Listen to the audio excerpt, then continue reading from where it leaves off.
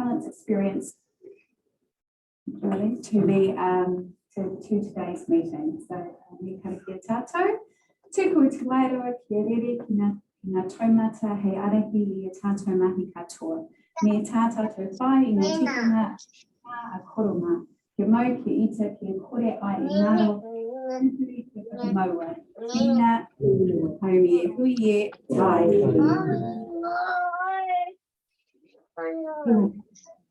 Sometimes I know to reira, Filipo. Nā te tūnu I te whare o te tātou whare. Nau mai, haere mai. Ko Ellie Dan Takarinua, tēnā koutou, tēnā tātou katoa. Welcome everyone to our candidate information briefing. I'd like to introduce you to Warwick Lee, our electoral officer, who will be taking you through the proceedings. But before we start, just a bit of housekeeping. In case of emergency, it's the way you came in. Parikaku is in the main foyer. I'll hand you over to Warwick. Right, thanks, Ellie. Ellie, is anyone else leaving there? Yeah. I sure. Right, evening everyone. Thanks for going on. Probably a crowd. It's great to see. My name's Warwick. I work for a company called elections.com. Got a presentation to go through tonight. Some of you have heard this spiel before, so apologies for that, but I'll try and mix it up a bit with different jokes. We've got about 52 slides to go through. I love PowerPoint. I like to read every word, every slide. Death by PowerPoint, not. So I'm going to go through some slides super quick, some slides not so quick, and keen to take questions as we go. I want to keep it very casual. It's all about you guys going away with all your questions asked about the election process. A few slides that start about what it means to be elected member and about council, and then after that, all the details around standing for election and what it all means. It's compliance stuff. Some of it's in the weeds a bit, but it's part of the deal of being a candidate. So Ellie's just bringing that up. Hopefully this will work with the slide changing thing. Great, okay. And also for those online, happy to take questions at any time, just in the chat, and we'll cover them off as we go. So as Ellie said, I'm the election officer. Ellie is the deputy. We've got Craig here from Regional Council, who's got a few slides to talk about near the end, and a snazzy video to show. But standing for the Regional Council, similar process to standing for the District Council. So all the things that I talked about as far as picking a candidate and how the nomination works, same thing applies to Craig and his crew. So those of you who don't know me, so I work for a company called elections.com based in Christchurch. I live in Tauranga, born and bred in Martin. Lived in Building for a little bit, so I know the lie of the land, know the ropes, and many of you have probably met me before a few times. And those are all the councils that I work for. 45 councils plus 6 regional councils. So the things that I say today are the things that I've been saying everywhere. I've had 32 of these presentations to do over the last 5 weeks. I've got 3 more to go after this one. Are you getting any better? Am I getting any better? Yeah, I think I would. I'm getting to the point where I don't need to look at the slides because I know every word. So yeah, that's what it's all about. We do lots of other elections. We do about 200 elections a year. Lots in the agri sector, Fonterra Board of Directors, all those guys, farmlands, Silver Farms, Ravens Down Balance, plus doctors, lawyers, accountants, teachers, all of those guys are having elections all the time, and they're all online. Councils are the only election we do that are entirely posted. So, what's local government all about? And chocolate fish for anyone who can pick the deliberate mistake on that slide. Going. Too slow, same photo twice. Right, what's council all about? Shane will help me out here with a few things. Lots of different pieces of legislation.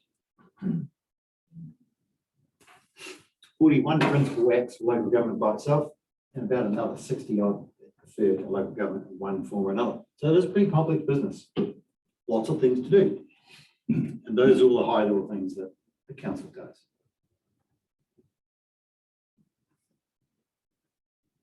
Craig will talk about the difference between the regional council and the district council a bit later on.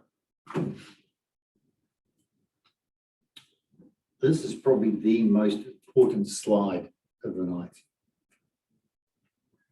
It is a big deal. It is not a 5-minute job to be an elected member. I talk about this stuff and I quite often get some comments afterwards saying, well, you've done a bloody good job of putting me off. Why would I stand? I make no apologies about that because standing for council really is an important role. An exciting one, forefront of making things happen around the council table, some big decisions, but it is not a 5-minute job. It is a big responsibility. And in the Canberra Handbook, there's a whole section that talks about that. So have a read of that Canberra Handbook over the back there. If you haven't already got one, grab one soon. These are the key things that an elected member does while they're on the council. Remembering that the council employs only one person, Shane the CEO. Shane's responsible for everyone else. How many other staff, Shane? 200 staff, about 148 full-time equivalents. What's council's turnover? 75 million. 75, 80 mil. Big business. How many different activities does council do? Lots. Lots. Yeah, so, you know, not a 5-minute job.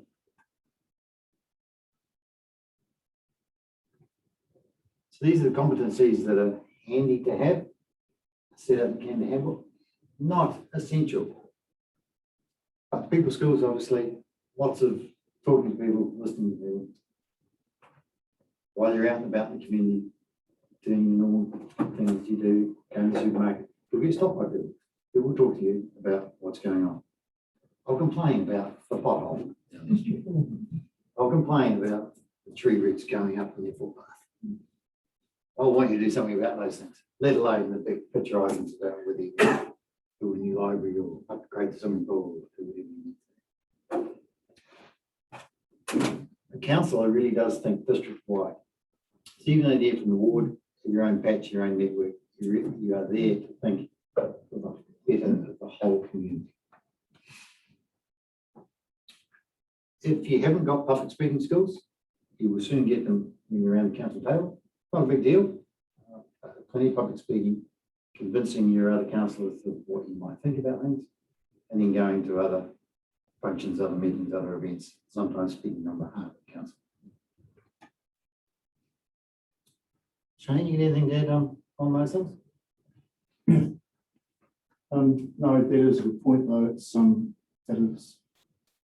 it is a job that requires quite a bit of involvement with the community. I mean, we have a lot of community committees out there. We have a lot of functions that councillors attend, not just in our district, but also in other districts. So interaction and speaking is all part of that role. Oh, too fast. Right, yeah. So how much time is involved? Lots. 64 meetings in the last 12 months. So what's that? More than one a week. Yeah, pretty much full-time job. Councillors, 20, 25 hours. It goes a bit in waves throughout the year. Annual plan time might be 40 hours for 3 weeks. Some other times it might be 15, maybe. Just depends on the things that are happening at council. But it sort of goes in those waves at the same time every year. Lots of reading agendas. Ellie, how big are your agendas? Oh, Steph, we've had some doozies, haven't we? Like hundreds of pages. Hundreds of pages. Elected members have all got What, an iPad or a laptop? We'll have a laptop and everything's delivered online. All the agendas are delivered online. Can anybody get a hard copy if they want? Prefer them not to. We don't want to kill the This trees. goes, yeah, okay, so mostly online. Mhm. My other councillors tell me that for an hour of meeting time, it takes an hour of reading time. That be about right? And it's up more if you want to do a bit of research. Bit more than there is. So if you got a 6-hour council meeting, 6 to 8 hours of prep work before you get there. In the evenings, weekends, not a 5-minute job. You agree, right? Flexible working hours, things happen outside normal hours, as I say, on the weekends, and people stopping here at the supermarket. Any questions about that? Key slide, not a 5-minute job. So now we've got that out of the way. That's what the base remuneration is. Ellie, that's the current remuneration? That'll be the remuneration after the election that comes into force then. Just I changed. want to be with you. It's just changed, so that's what it's going to be. It's probably worth explaining that the councillor salary, that's the base. The council itself, once it comes into being after the election, they will work out what committees there'll be, how much extra they pay the committee chairs or other positions of, more responsibility like the deputy mayor. So that's the minimum base for a councillor. Depending on how much responsibility the position has, it could be more. So now to the election details. So as election officer, my job is to keep the level playing field. Deal with the legislation, local regulations. Pretty prescriptive. Quite painful at times, but sometimes shades of grey. What I don't do is worry about the campaigning political space and what you as candidates might say in your campaigning or about each other. I don't care what you might say on social media about that, or I don't care what you might call each other on social media. Mr. Trump has taught people how to behave badly in that space. If you want to slag each other off, it's okay. It's outside my sphere of care. I get calls all the time. I had one today from someone complaining that so-and-so called them a nasty name on Facebook. What was I going to do about it? Absolutely nothing. One thing of dealing with all these elections, I've been doing elections for a long time, about 36 years, which makes me a bit old. Go around the block a bit. Dealt with lots of candidates, lots of people. I think I've got a pretty well-developed bullshit rate. So when you're dealing with me as candidates, I want you to be straight up because you're going to get straight back.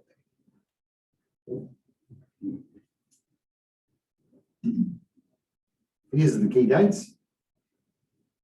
You'll know about most of these already. Signs can go up 8th of August.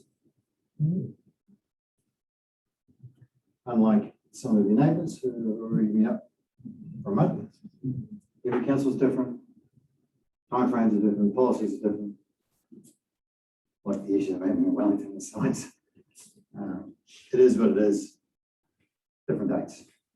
Make sure you get your signs up at the right time, not beforehand. Or like there's been a scrap in Hamilton where a couple of people put their signs up 2 hours before midnight on appropriate day. Up on Friday night. That's where it is, but stick to the dates. So nominations have opened, closed Friday, 12th of August, 12 noon, not 12:01. I'll say it again, I'll say it a few more times yet. Please do not leave lodging your nomination till the last minute. Because if you do, what happens if something's wrong? You're not a candidate. Talk about that in a minute. And then all those dates. Screen sucks it up. Well, just back on that, on the signs up. Yep. You're saying the 8th of August, which is a Monday. Saturday. Oh, is that wrong? The date is correct, 8th of August. It's the 2-month period prior. signs can go up. So 8th of August is correct, but pretend Saturday says a different day of the week. So it is Monday. It is a Monday. 2 months, not 8 weeks. That's right.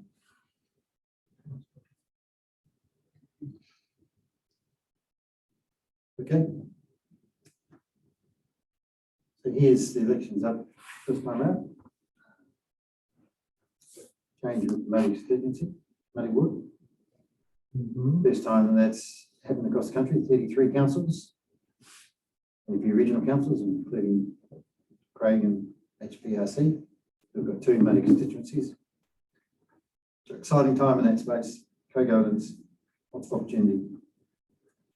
A lot of interest from around the country. Now, everyone's order of names on the voting paper is random. So every voting paper is different, including within your household, you and your partner's voting paper, the order of names will be different. Jump it up, print it on the fly. Won't be the same.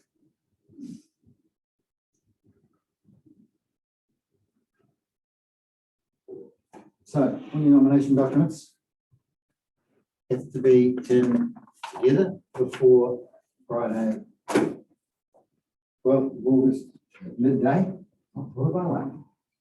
If you leave at the last minute and you bring your nomination paper in 11:45, something's wrong. You can't get fixed in time by midday, and you are not a candidate. Happened last time, quite a few people across the country, including some high-profile ones. Not a good place to be. So please, do nomination in early. Give Ali plenty of time to get it sorted and make sure that you're okay. All your documents at the same time though. Nomination form, profile, photo, evidence and user citizenship, and dollar deposit. Can be done electronically, scanned and emailed, which is probably our preference. Most people do that these days. Last time we had 75% of our candidates did that. Details are on the back of the nomination paper to get them to Ali. Evidence of New Zealand citizenship, we just want to see it. I need to keep it. We just want to see your passport or your birth certificate or your citizen certification letter.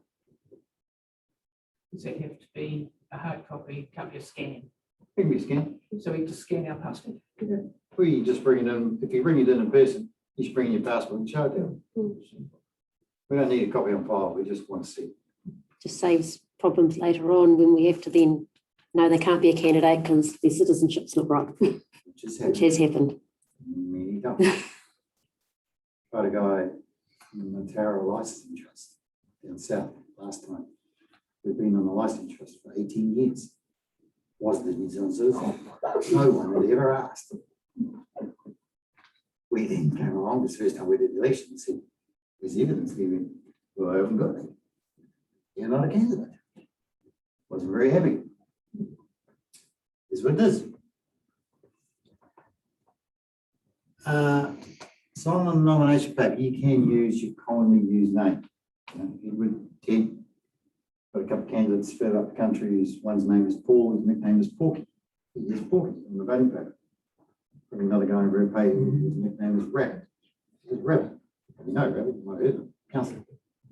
He has his name on the voting paper. That's what everybody knows him by. No problem. It's easy.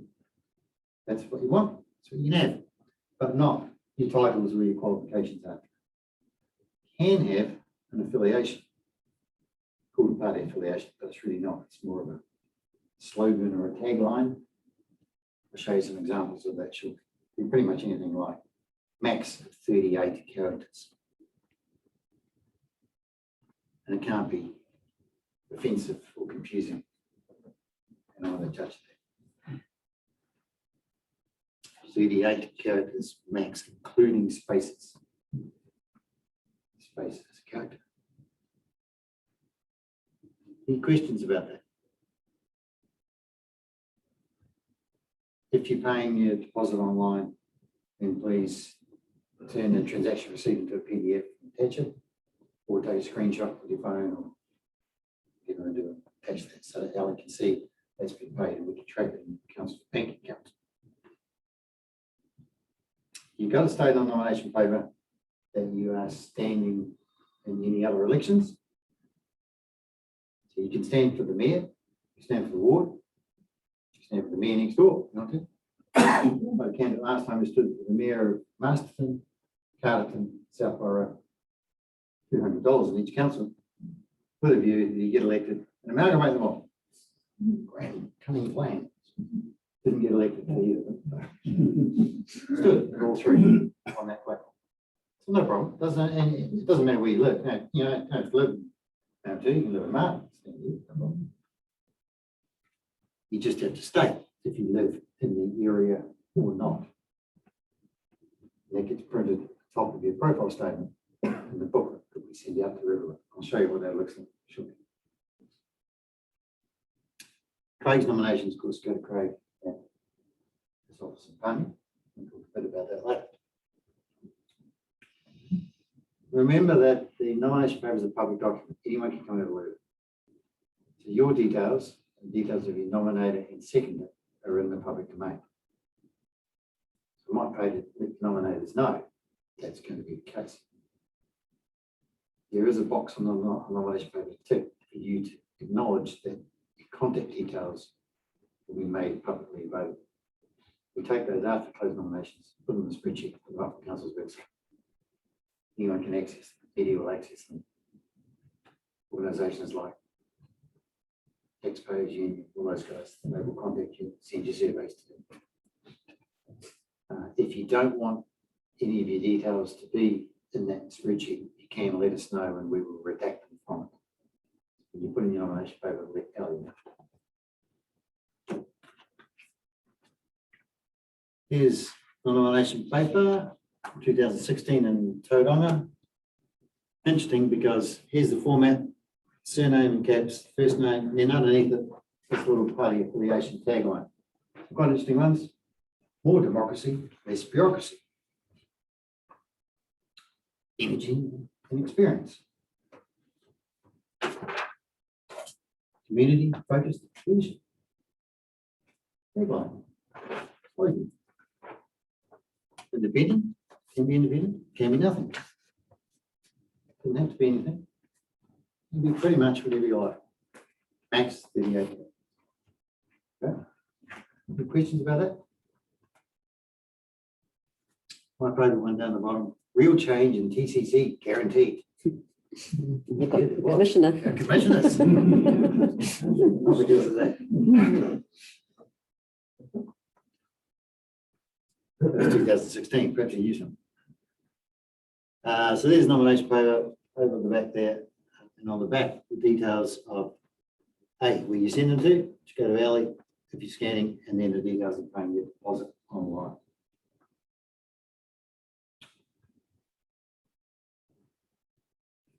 So you've got to be in New Zealand, as I mentioned before, on the roll somewhere in the country. You nominate and second that, they've got to be in the area you're standing. Standing in the ward, they'll be in the ward. Standing for the Māori ward, they'll be on the Māori roll. But you can be non-Māori and stand in the Māori ward. Can't stand for the regional council and Manawatu at the same time. And be careful if you've got a contract with the council for more than $25,000 a year.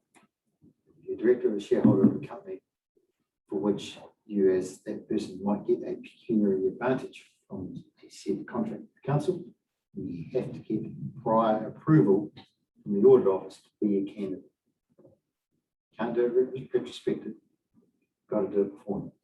Basically, got to do it the next week.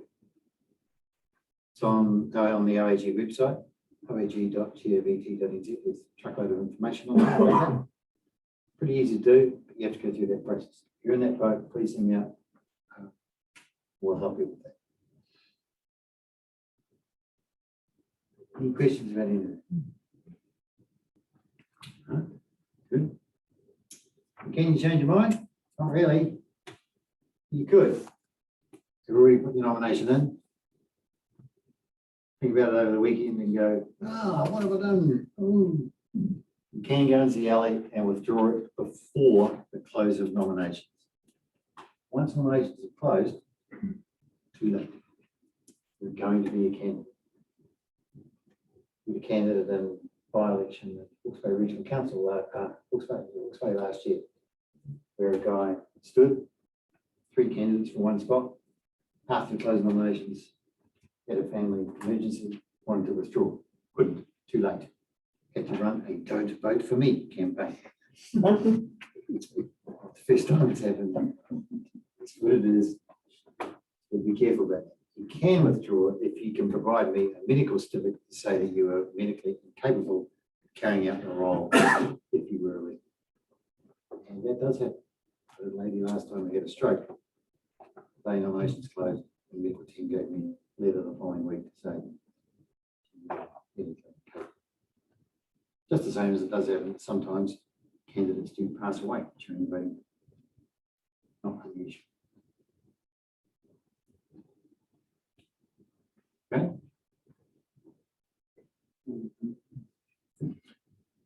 Well done now, done a good job of breaking this line. Help, Melly? I turned off. Oh, maybe. Woke up. Yeah, please. So, candidate profiles, key slide, that's 150 words, not 151. I'm anal about number of words. I count them every time. It's more than 150. Can't accept it. I'll check it back to you. If it's just over, I'll have a crack at doing them. I am to I'm, I have to I've. Energy, DC to NDC, sneak in 150, carry on, sweet, no problems. If I can't do that, I will go back to you and say, give us another profile, please. Chop some words out of it. Can't use this as an opportunity to comment about anyone else. Can't use this as an opportunity to give Shane a hard time as the CE. About you, what you stand for, and your vision for the council. Although it's not my role to verify and check what you put in your profile. If you say you've got some qualifications or things you've done, I don't care. If you're telling porkies, that's your issue. Stick to the facts, but this is what it is. The profiles will go up on council's website a couple of weeks after nominations close once you sign them off print.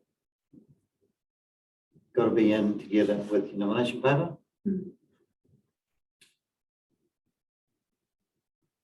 We don't want handwritten ones. Wanted Word doc will type into the body of the email. And what is a PDF? Hard to extract. Make it easy for us to copy and paste. If we have to retype it in your handwriting, retyping things is a recipe for disaster. Easy to make mistakes. Best endeavours. If we do, don't complain. You want to take us out of the picture? Just provide it electronic. And with your photo, taken in the last 12 months. Not your photo from 3 years ago. Nice colour, head and shoulder shot. Taken in the last 12 months has to be a likeness of you. If it isn't, and Ellie looks at it and goes, that's not what you look like now, we'll get you to take another one. Be surprised what photos we get. No dark sunglasses, no hats, no pets, no parrots, no dogs, no other people, no trees, nothing fancy on the wall behind you. Just a nice, simple colour, head and shoulder shot taken in the last 12 months. Doesn't matter the size of it. You can give us a hard copy one, okay? Doesn't matter what the size is, we'll crop to the right size. It's more about the DPI, so the dots per inch, the resolution. Most iPhones will take it at 300 DPI, which is great. But don't rip off a photo off your Facebook page. Send us that 72 DPI, real low res. When we go to print that, you'll come out like a fuzzy bear. You won't want that. That big, we won't accept it. We'll chuck it back. Just make sure it's decent quality. Can be professionally taken. We just want the JP. Questions about that? Can be black and white. Everyone else will be in colour. So two questions about photos. Yep. You're talking about the profile statement at the moment. Yep. What about if you have a sign with a Yep. photo on from last time, Yeah. 3 years ago? Does the 12-month thing apply to that? No. Right. So you can have whatever photo you want in your campaigning material. You can have a photo from 3 elections ago if you want. It can be photoshopped as much as you like. It's just the one you give me for your profile. Thank you for that advice. And the other thing, my understanding is that it needs to be my photo, not a council. Yeah, correct. photo. What about if it's my photo that's being used by council? How would that be? Can you give me an example? Yep, photo taken on my cell phone No, sure. of me, and then it has been used by council in the newspaper. That's okay. Just as long as it's not, one of these photos. As long as council didn't pay for it or buy it or provide it. Yeah. Yeah, council, it's not council's photo, but council has used it. Yeah. Practical about that. So if you've taken it and you've raised it, it's your photo, Thank you. as long as it's in the last 12 months, Yes, it's okay. thank you very much. No dogs in it. Just a parent. Okay, that's all right. All right, Thank you. no worries. Photos are interesting. Here's a good example. I'm sure that's taken the last 12 months. So there's the format that our name will appear in the profile book with my affiliation, proven, dedicated, real. Sound like me.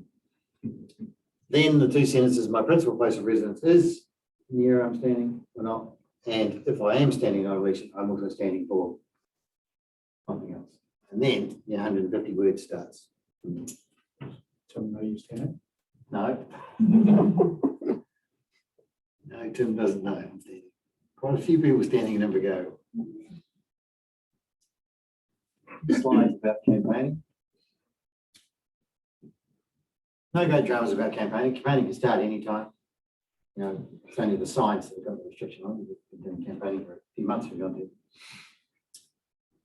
Can't use any council resources, but council logo, colours, council buildings. I think of photos standing in front of the building out here with the council logo in the background. Can't stand in front of the swimming pool with council name right behind you. Can't campaign or electioneer around the council table in the council chambers. As a member of the public, you can't walk up to the back of the council meeting. And when Shane, as an example, hops up to say something, you jump out of your seat with a sign going, vote for me, please. No, can't electioneer or campaign in the council premise. As a elected member, you can't rock up and sit around the table wearing a vote for me t-shirt or a make feel great again cap. No. There is a sign on the front door to say no electioneering campaign in council chambers, council premise. Remember, council's social media audience, council's social media audience, not your social media audience. In every piece of campaign material, every piece of campaign material, every item has to have that little sentence authorised by candidate's name with your agent, give me a campaign manager, candidate's name and contact details. Used to be physical address. Had to say the physical address. It changed to 1st of July. Now be mobile, email, PO box, website address. So every item of campaign material, what I mean by campaign material is everything that has a call to action in one form or another. Posters, flyers, billboards, balloons, caps, t-shirts, Facebook page, emails, radio adverts, everything has to have authorised by at the bottom of the end of it. Every piece of campaign material. No exceptions. Booting a plane, flying around, pulling a banner at the back of it has to have authorization on it somehow. Doesn't say how big or small it has to be, just has to be. That was your sign outside, you can just have a little sticky label in the corner. Those details. Just as long as when Ellie drives, parks the car in front of her, hops out, stands in front of the sign, she can see with the authorization.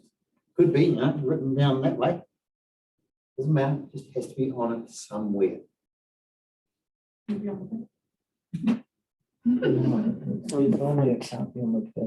Good question. No, the front, not the back, when it comes to the sign.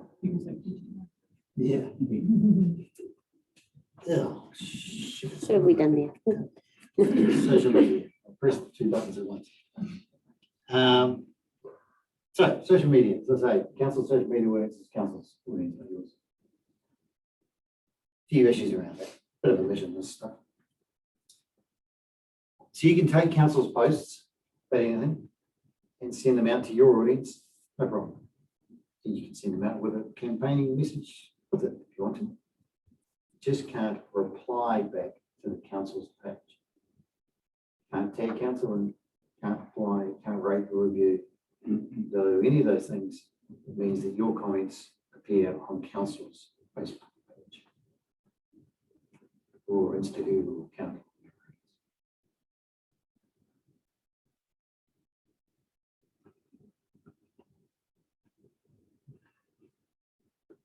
Any questions about it? These are the things that I don't really want you to do. Council's social media audience is council's audience. Common sense. But quite often in my world, elections, common sense can go out the window. My job's to rein it in, which I love doing. It's also illegal to post your completed voting paper on Facebook. So when you get your voting paper at home, you tick the box next to your name.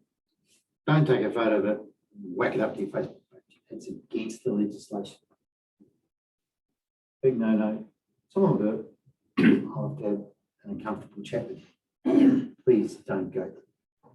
And hold up the envelope. Back in the envelope, I have voted. Close.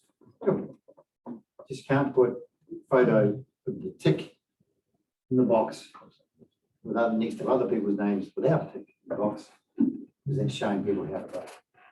Yeah, you can do the other one. Sure. And if you're doing Facebook advertising, I think they call it boosting. You guys probably know more about this than me. I'm not a guru by any stretch, but you can do that stuff, paid advertising, which means that based on the IP address where you're at and the location, will pop up ads, candidates where you are. I'm staying at Wanganui at the moment, and I open Facebook page and get these wonderful cheery photos of candidates standing at Wanganui. Fantastic. Just what I want on my Facebook page. But they've paid to do that, called boosting it. They're registered with Facebook as a politician to do so, verified their identity and the way they go. I'll charge you for it, but what a good thing to do. Not that I know too much about it. So signs, my favourite topic. Not. A few rules around signs we talked about before. Can't go up until Monday the 8th. Got it right there. Let's see, I'm watching. 2 months private land as well. You can put it on someone's fence, but please just make sure you get the permission first. Otherwise, they might take it down. You won't want it. Waka Kotahi are pretty anal about signs on state highways. So please make sure you abide by their rules, because they don't take any prisoners. I'll take your signs down without asking any questions. And probably won't even tip. And remember, when it comes to your election expenses, we'll talk about in a minute, you have to record the cost of the wood holding up your sign. It's not an election expense. The sign is, wood holding it up is not. So if I was being facetious, don't scrimp and save on some cheap ass wood holding your sign up so that it blows over all the time, because the cost of it doesn't matter. Put some decent wood up there on the framing. to make sure it stays up.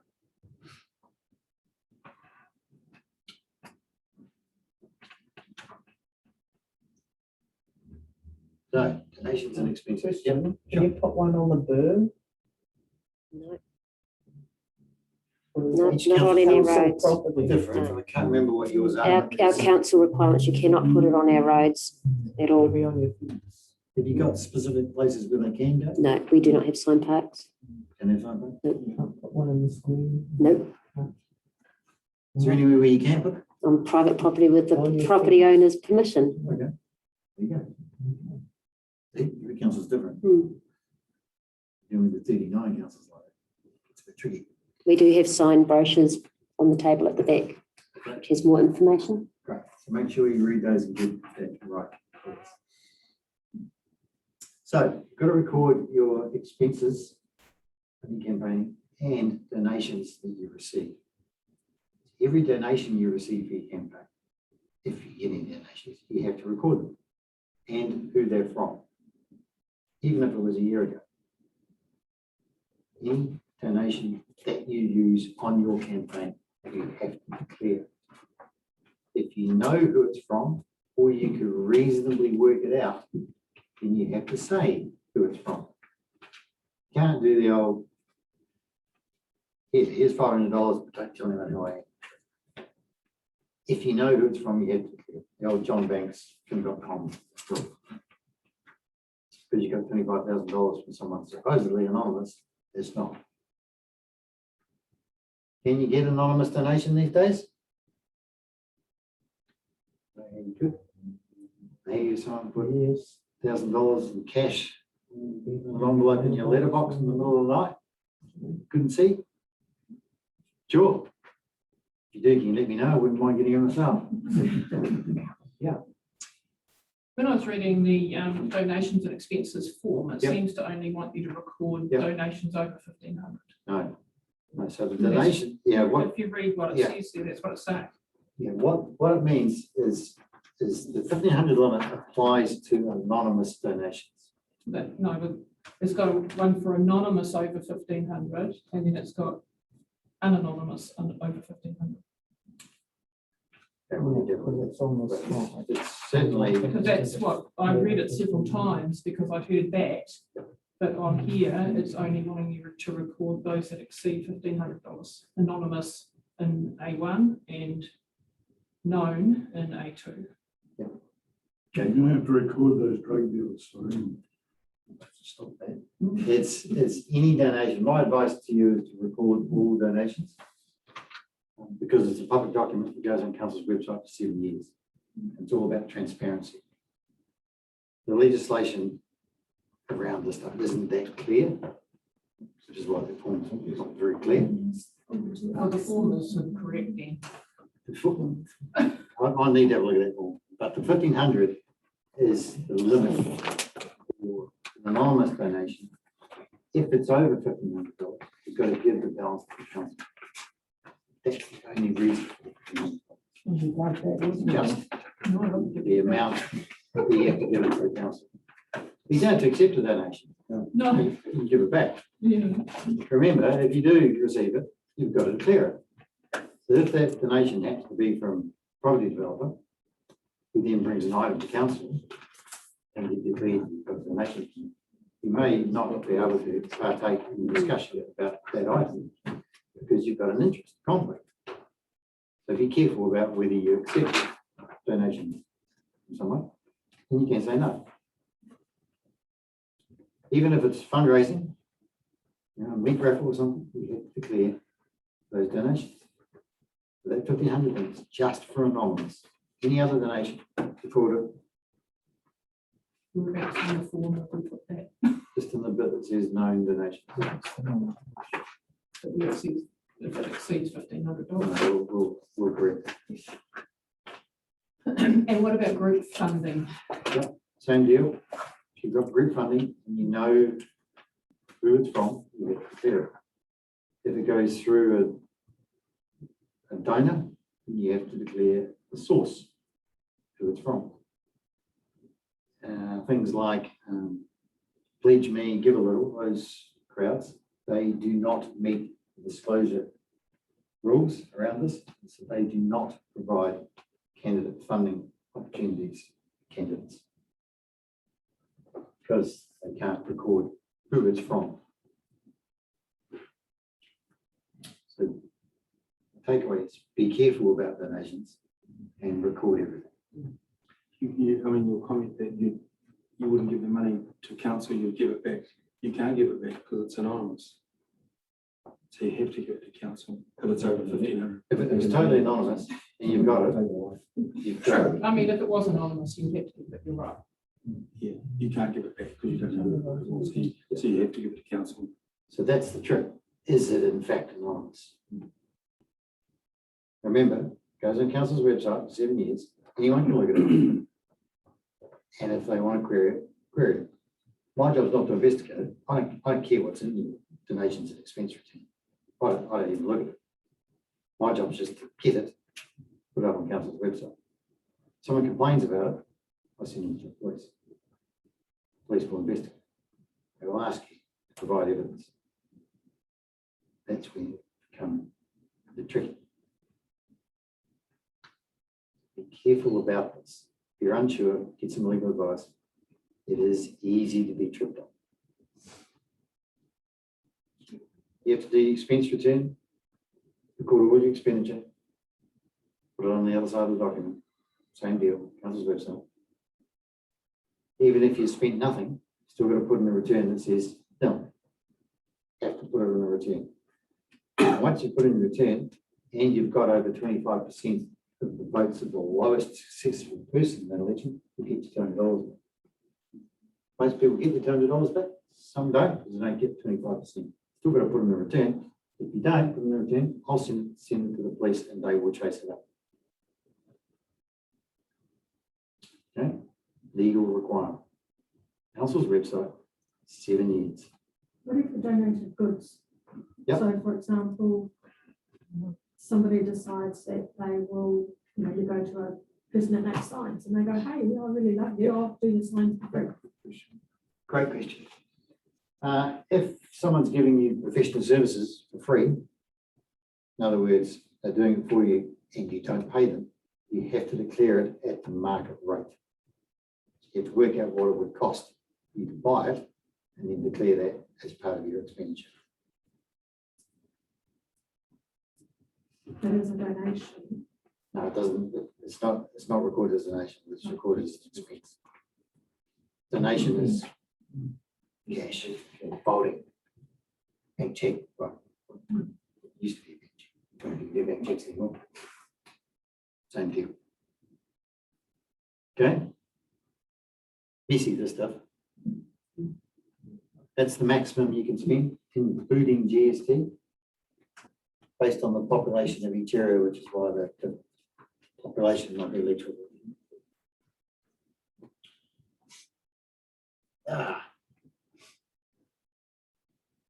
Oh, pretty good at this one.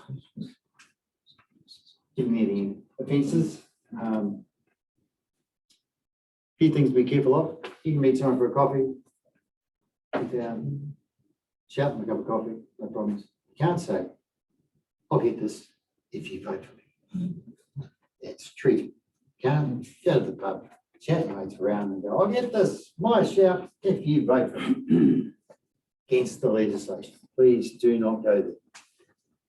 I'm surprised the calls I get about this. We are a country of dividends. COVID being a good example. Oh, yes. A call from someone that says, I overheard so-and-so shouting someone a drink at the pub and they said they could vote. Yes. Please don't go.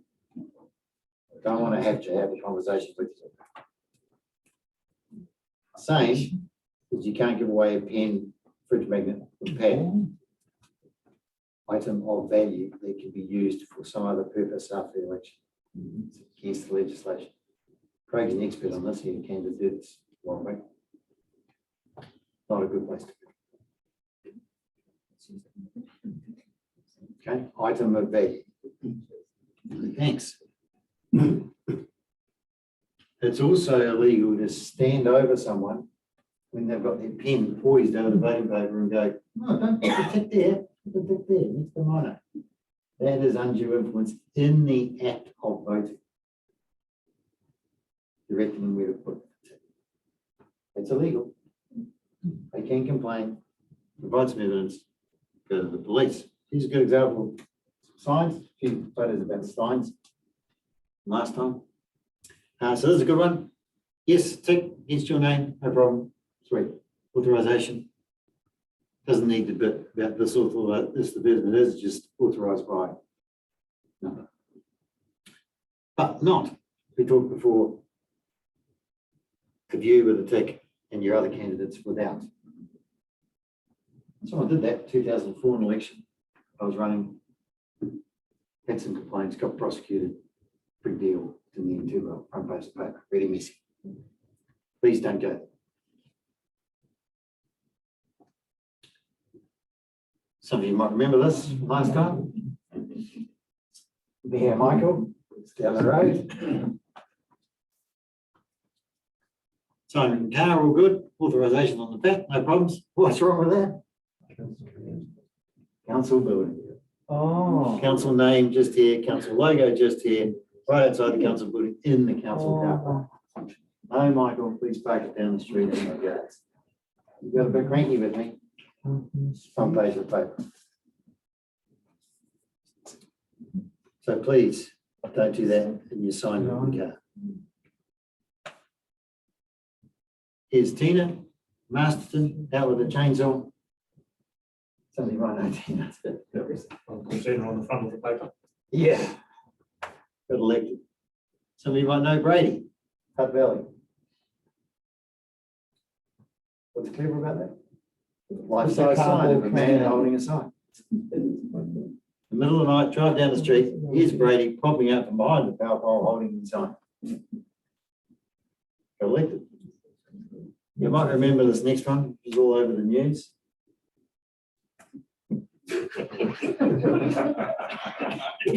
I'll do my best, but I can't promise anything. Honesty, yeah. Mark was not a candidate. He just put it up on the first day of voting on a sign on the main street in Tauranga as a laugh. Something to do. I nearly rang him and said, Mark, it's not authorised. Tell me about it.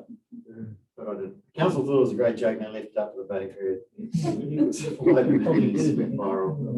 Much good. They're much good, that. And then the next one, on the first day of voting in Foxton, some of you might have seen this.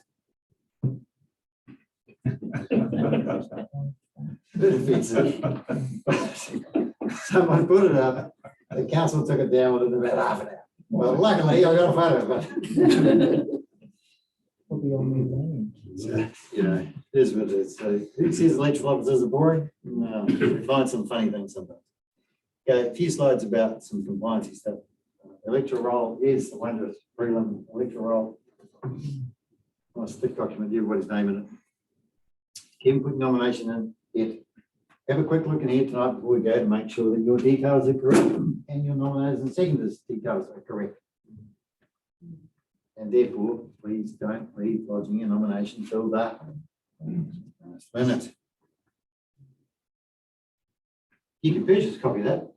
It's a hard copy for a fee. We cannot provide it to you electronically against legislation. You can register with the Electoral Commission as a politician and buy a copy of it electronically. CSV for $512 plus GST. You have to provide some ID and all that, sign your life away. After the 12th of August, the final roll comes out. Just upload that, all the changes that people made, and we then use that to print the voting pages and send them to you. So if your address in there is wrong, you don't update it, the voting papers aren't going to go to the right place. So please remind your friends and phone, check it, change the details. You can easily check it yourself. On your phone, you can go to vote.nz, and on the app, you can plug in your details, date of birth, and we'll come back and tell you what your address is. You can change it on the spot if you want. We can assume though that we got that Yeah. thing through the post, Yeah. and that's correct. Yeah, that's right. Can Unless you've moved since then. I never opened it. Didn't need to. Good point. But if you don't do it, and the voting papers go to the wrong place, then you can come and do a special vote in the council office. Ellie and Stephanie will sort that out. Application form to complete only during the voting period, 6th of September to the 8th of October.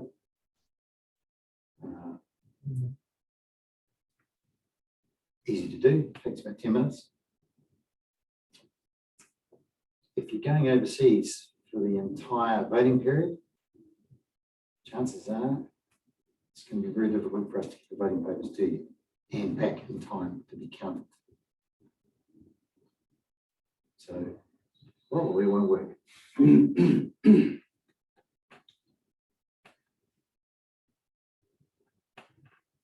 Bins. So who knows where the post box is? Yeah, there's one up front. It's good. One out front here, even better. Post have done a good job of hiding post boxes in recent years. So we are doing an initiative this time with 43 councils around the country where we are providing orange wheelie bins. Same as your red ones at home. 120 litres, red cone orange, slot on the top, cable tied, chained to something. How many of you would?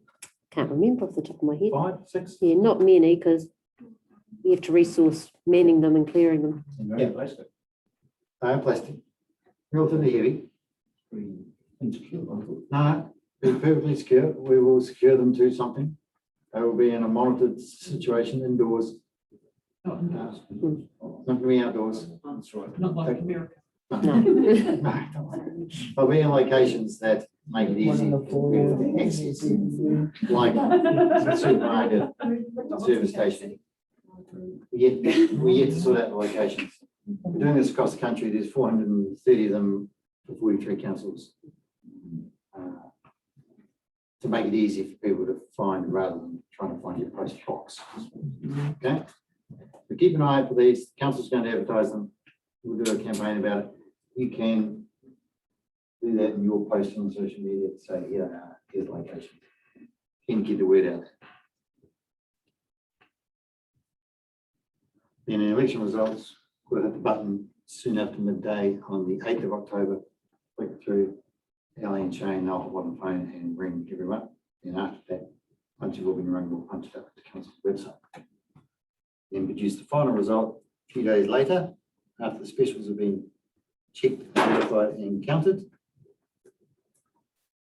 And then Shane will call the inaugural meeting of council, which is what's it scheduled for? Tuesday, the 25th of October, just after Straight Labor after Day. Labor Day. And then in the evening. Yes, that one's an evening. Then we have part 2 of it the next day. For the boring bits. Quite a big deal, open ceremony, lots of friends and family come along. Something to be a part of. We'll go. And then straight after that, into an induction program for new elected members to get them up to speed. Here's a list of all the documents, including council's pre-election report that Shane's put together. That's over the back there and out the front office. So have a look at all those documents if you haven't got them already. Craig's got his documents as well. Over on the table. And Craig's now got a video to show us and have a chat about a few things. Good evening, everyone. My name's Craig. As Warwick has said, I'm the electoral officer for Horizons Regional Council. And I guess the beauty for all of you is that you have 2 councils for this area that you can choose to be, be a member of. The 2 councils are very different, and I've got a short video here, not a PowerPoint, but a short video, which will explain the difference between the 2 councils. So Horizons is seeking 3 members for this part of the region, 2 in the general constituency and 1 for the Māori constituency. And while the members come or might likely come from this area, they actually represent the voice of the entire region.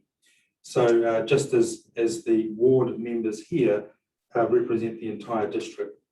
So without further ado, just before I go into the video, I've also got candidate information handbooks which are different to the Manawatu district ones down the back, and voting documents, nomination documents.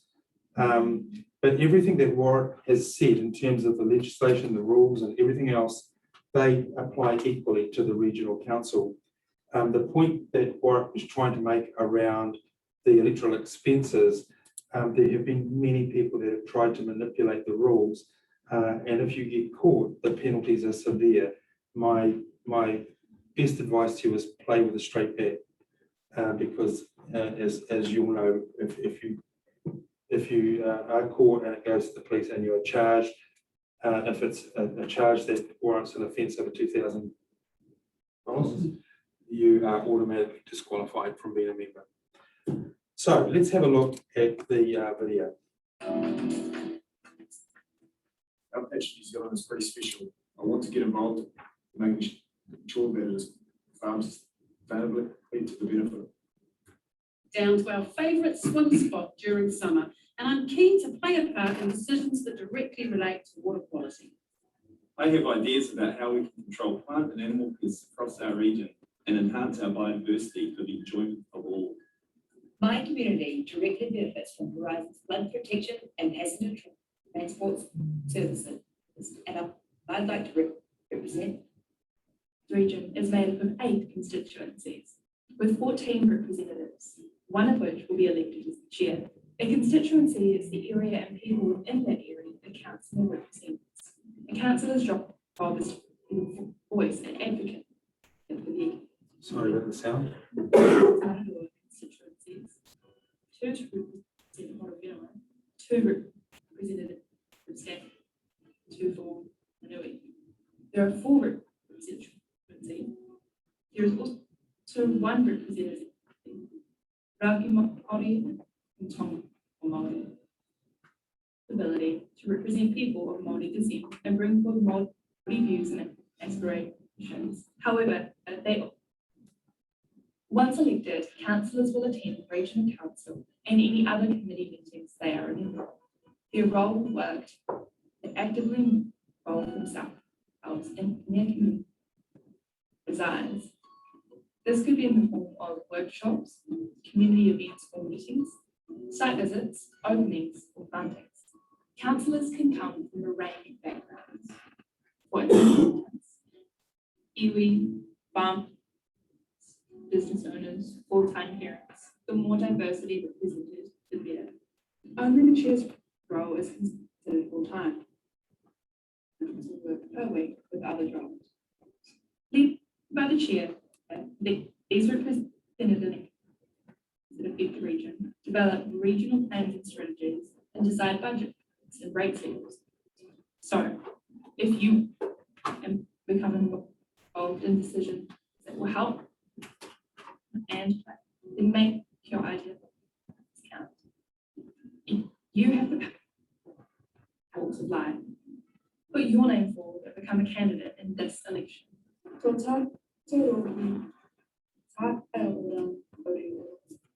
Our place, a healthy environment where people are thriving.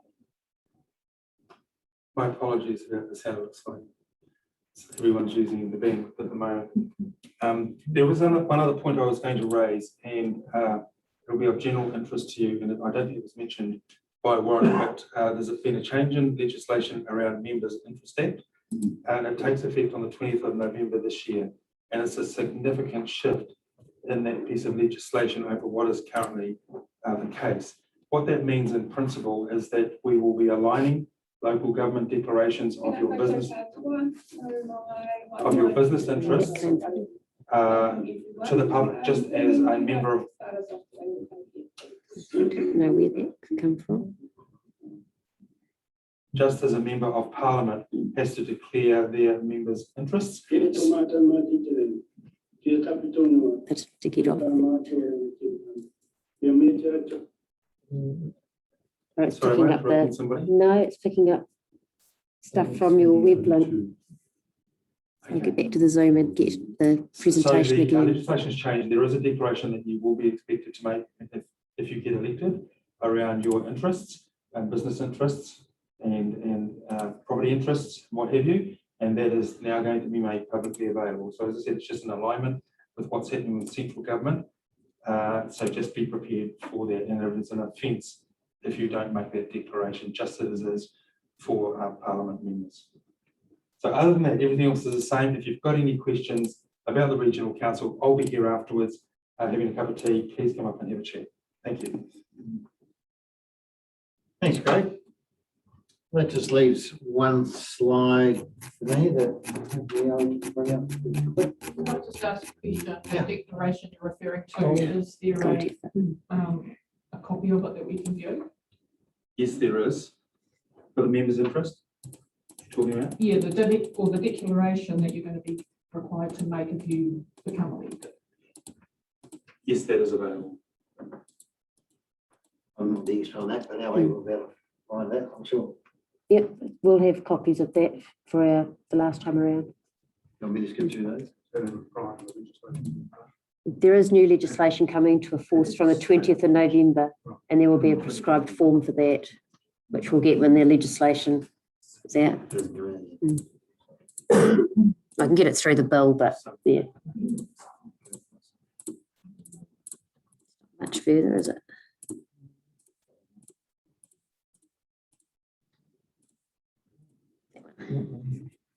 So here's my last slide. Thank you for coming along tonight. Just over an hour. So election day is the 8th of October. And the link at the bottom there, which Ellie will bring up, is the current list of nominations that are on our website. As at last time we had a nomination, which was 2 days ago. So pretty quiet. And we'll update them as they come through and Ellie confirms them. So that's on the council's website.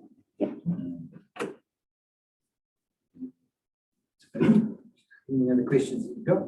Talk about anything you like. Talk about the All Blacks, shall we? Well, thank you for it. The only thing I'd say is we will, once your name's up on that list, is when the emails start rolling out. Correct. So I've already had a couple. Even though we haven't shared contact details. Another be quick to come up.